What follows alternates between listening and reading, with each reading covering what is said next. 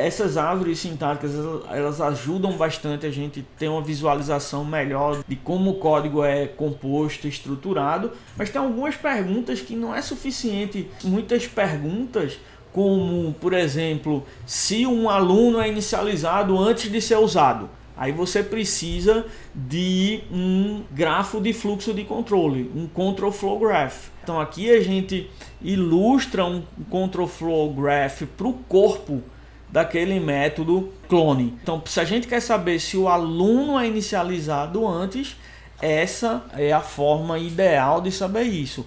O que é o Control Flow Graph? Então, é esse grafo onde cada nó é um comando, um statement do corpo do método. Aqui a gente está vendo o primeiro statement, a declaração e inicialização da variável student. O segundo statement, no código a gente não chegou a mostrar ele aparece com reticências aí. Mas o segundo statement no código real, que eu me baseei para fazer esse exemplo, é esse copy from, é uma chamada a esse método copy from, onde ele pega todas as informações que estão em this e traz essas informações para esse aluno student, copia tudo de this para student.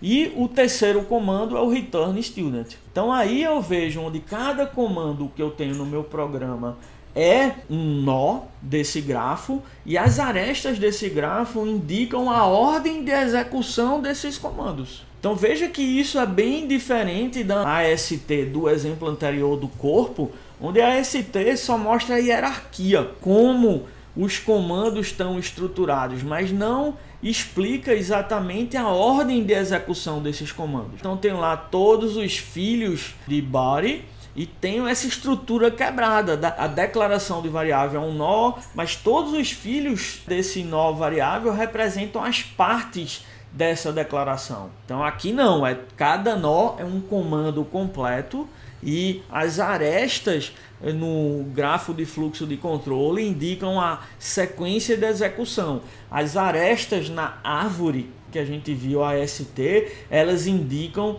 essa noção de containment, né? De que, olha, tal nó representa um elemento sintático que contém outro elemento sintático. E eu chamo de Control Flow Graph que pode ter loop.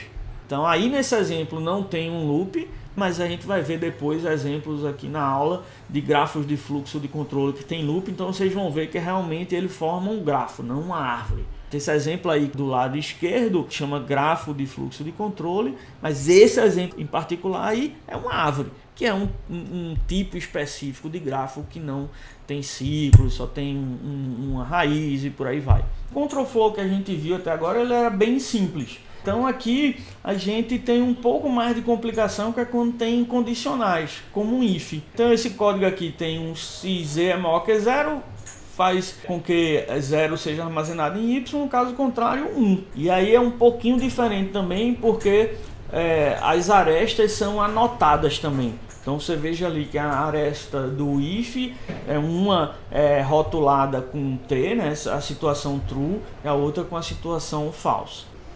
Para esse tipo de situação, se a gente quer saber se y é inicializada antes de ser usada, a gente tem que ter essa visualização dos possíveis caminhos.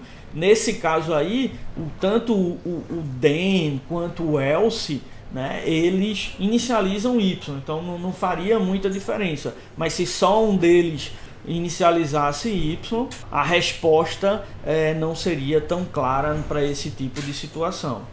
Então, assim que representa os condicionais.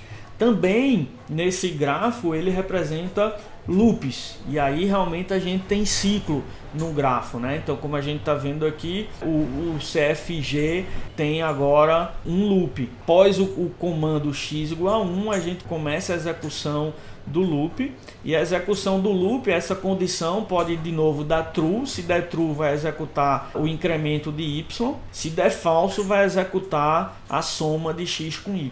Vocês estão vendo mais abaixo. O loop, né? Então, como a gente viu, o while também é parecido com o else, tem dois caminhos aí da condição true e false, mas o que a gente está vendo de diferente é que após o incremento de z, a gente volta para o while.